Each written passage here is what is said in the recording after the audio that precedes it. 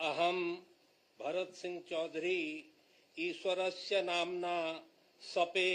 यदम अहम विधिनाम स्थापितस्य भारतस्य संविधानं प्रति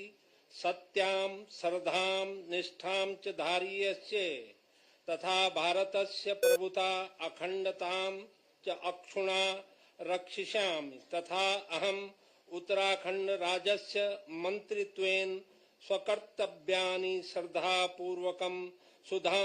शुद्धान्तकरणेन च निर्वक्ष्यामि तथा सर्वविधि लोकानां प्रति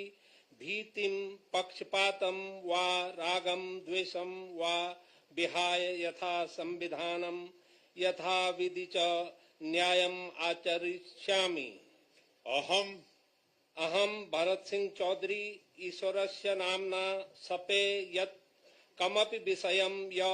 उत्तराखंड राज्यस्य मंत्रित्वेन मम विचारार्था आनीयेत् मया परिज्ञात वा भवेत् कमपि जनं कान अपि जनानां वा प्रति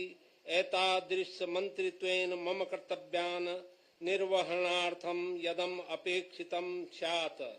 तद विहाय प्रत्यक्ष रूपेण अप्रत्यक्ष रूपेण वा नहि संसूचयिष्यामि न वा प्रकटीकरिष्यामि। जय उत्तराखंड।